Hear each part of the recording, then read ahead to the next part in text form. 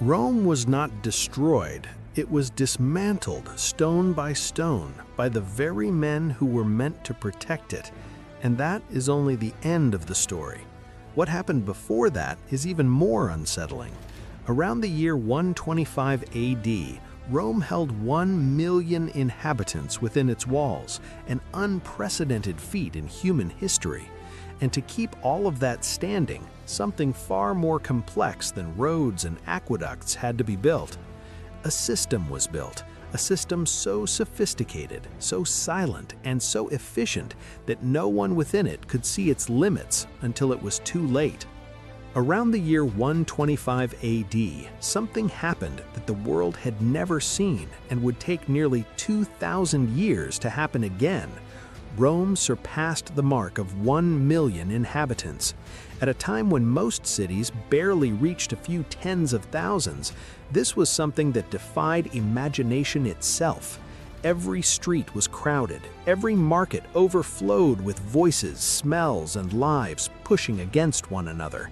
It was the entire world compressed within stone walls, an urban experiment unlike anything in the history of civilization.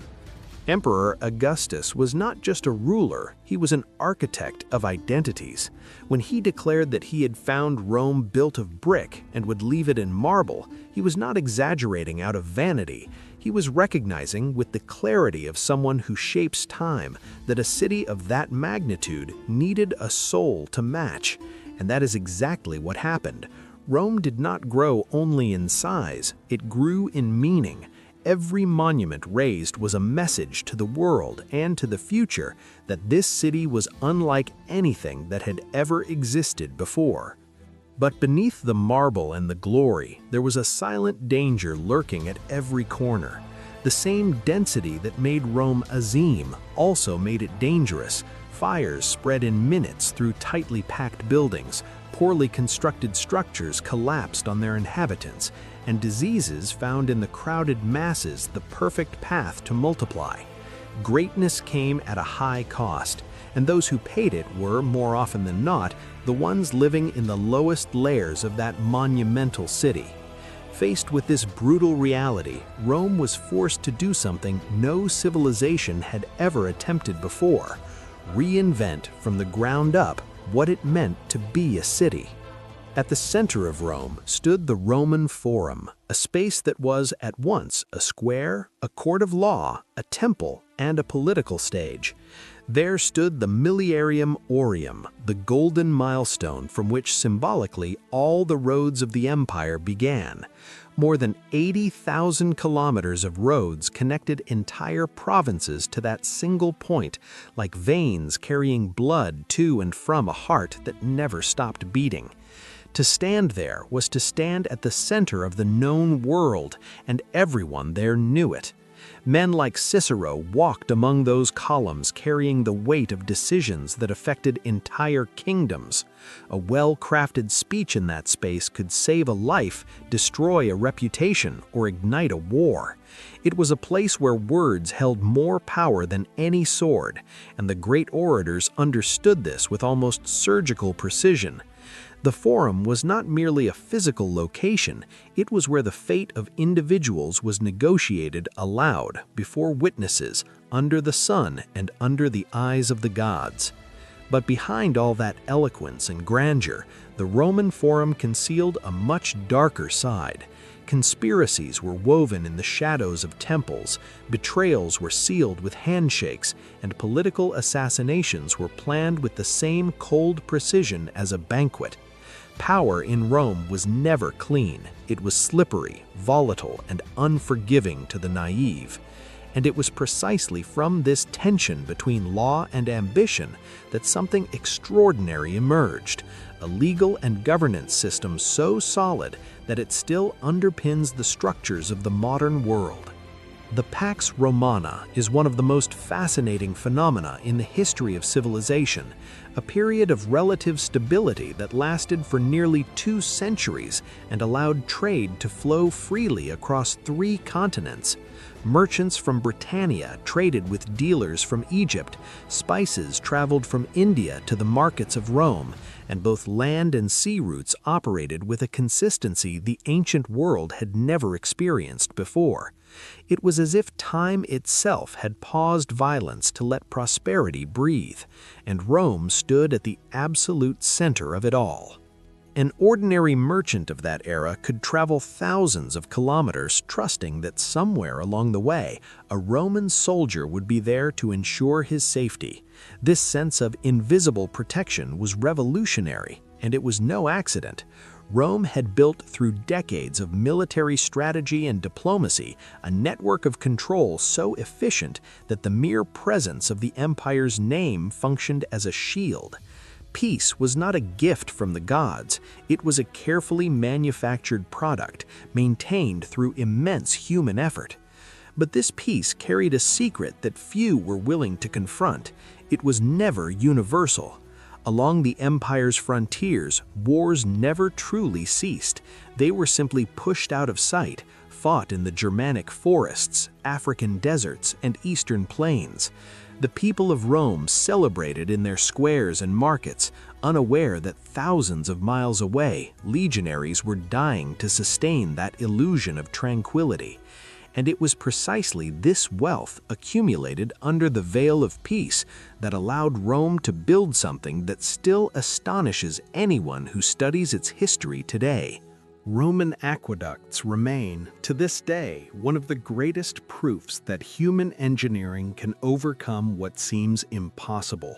Without pumps, electricity, or any modern technology, Rome was able to transport millions of liters of fresh water daily from distant springs to fountains, public baths, and homes in the heart of the city. These structures stretched for dozens of kilometers, crossing valleys and mountains with a precision that still amazes modern engineers. In Rome, water was not just a resource, it was a symbol of power, order, and mastery over nature itself. Behind these monumental works were men whose names history rarely recorded, engineers and technicians who, armed only with mathematics, observation, and accumulated experience, calculated minute gradients to ensure water flowed continuously. A minimal error could mean the collapse of the entire system, and with it, the water supply of a whole city. It was work that demanded not only technical knowledge, but an extraordinary level of mental discipline. These anonymous individuals quite literally sustained the lives of 1 million people through the power of applied intelligence.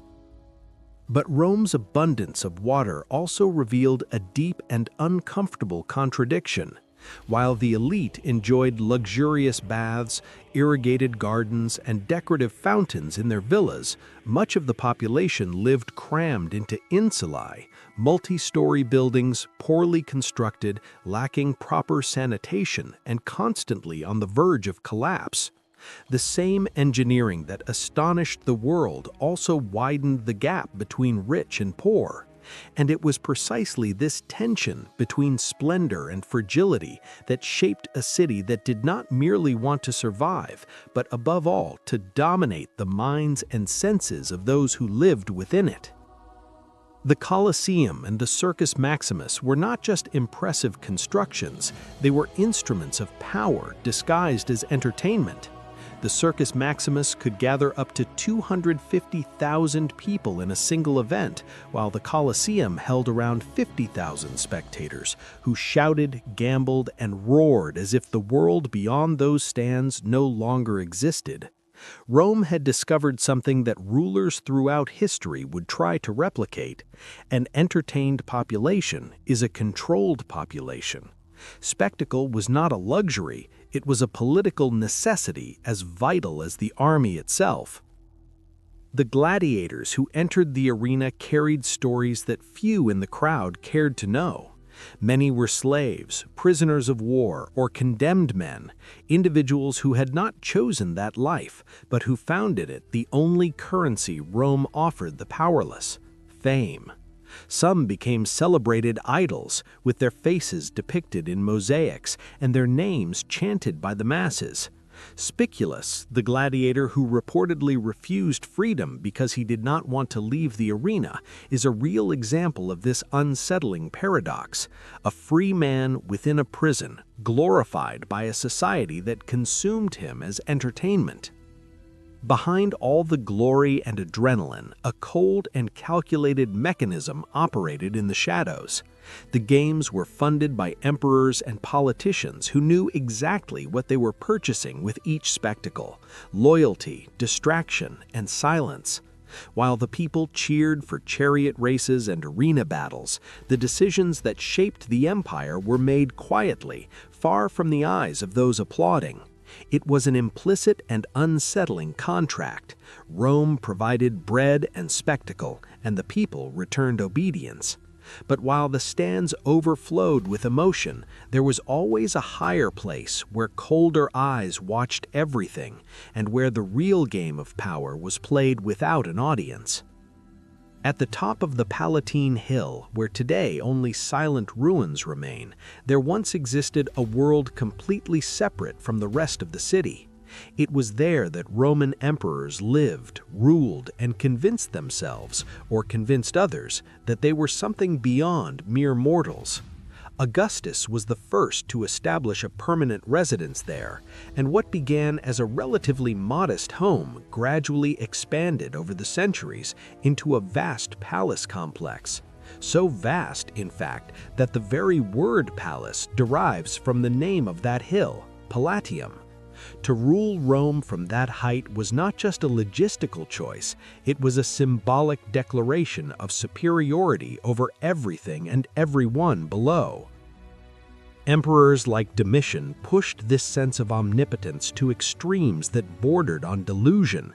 He demanded to be addressed as Lord and God during his lifetime, decorated his chambers with mirrors to spot enemies approaching from behind, and maintained a circle of trust so small it could barely fill a room.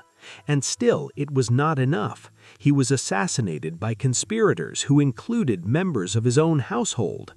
Absolute power, rather than bringing security, bred a corrosive paranoia that turned every ally into a suspect and every shadow into a threat.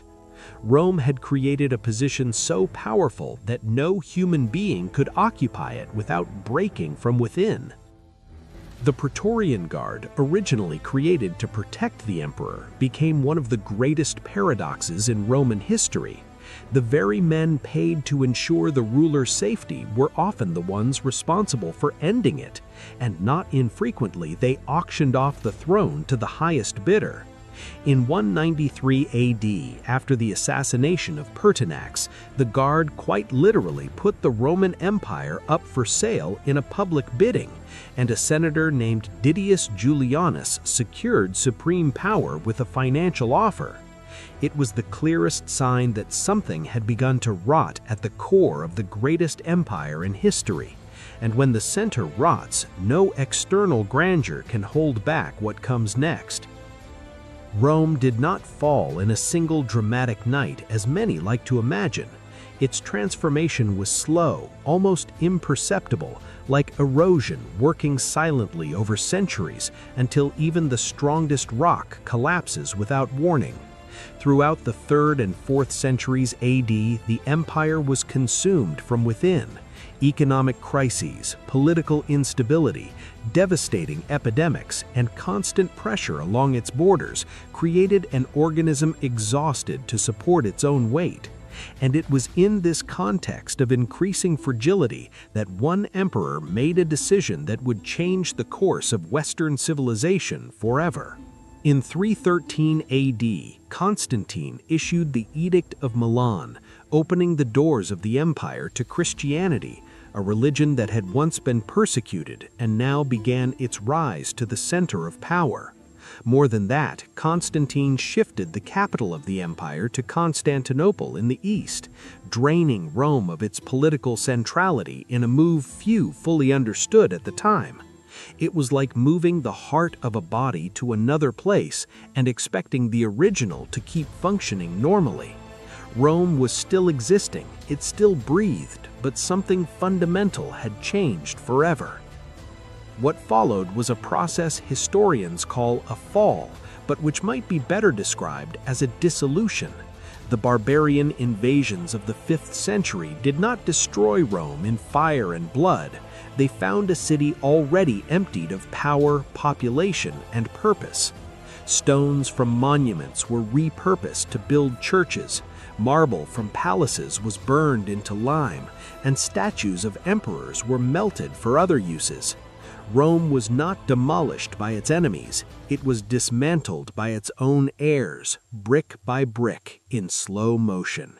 And yet, something endured through all of this, something no invasion, no crisis, and no passing century could erase. There is a question few people ask, but one that completely changes how you see the world.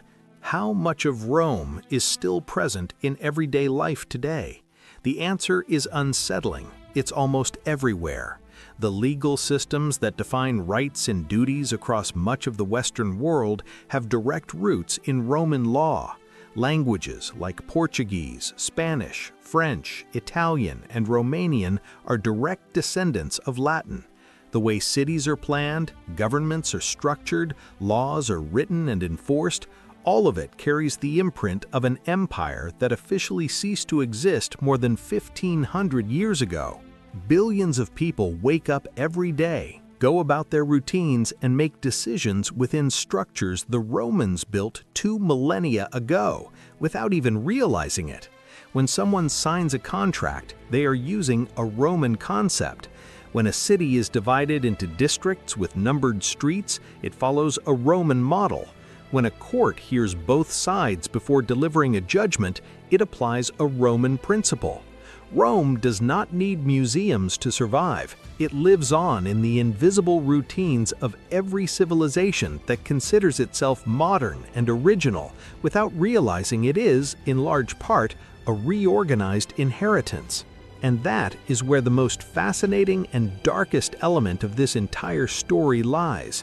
Rome did not fall. It dissolved into the world like salt in water, becoming invisible, omnipresent, and impossible to separate from what we call civilization. There is no point on the map where Rome ends and the modern world begins, because that boundary simply does not exist. The viewer who has made it this far was not looking at the past this whole time. They were looking into a mirror, and the image staring back is more than 2,000 years old. The real question now is no longer what Rome was, but how long Rome will continue to be. Rome was far more than an empire. It was a human experiment that tested the limits of power, engineering, ambition, and fragility. Everything you've seen here is not confined to history books or the ruins that remain. It is alive, present, and operating in ways most people never stop to notice. But now that you know this, one question lingers. If Rome managed to build, organize, and sustain an entire world for centuries, what caused it all to begin collapsing? Was it the corruption of power, unchecked ambition, the arrogance of believing what had been built was eternal? Or was it something far simpler and far more human than any of those explanations? And there's more. If the foundations of the civilization you live in today were built by Rome, what does that say about the foundations of the world we live in now? How far do the cracks that destroyed Rome extend into the structures that surround us today? These are questions that deserve to be asked out loud and answered with honesty. If this content sparked something in you, don't let that flame fade. Subscribe to the channel, turn on notifications, and become part of a legion that refuses to let the story of Rome die. Because there is still much more to uncover, stories darker, more unsettling, and more fascinating than anything you've seen here. And they're coming.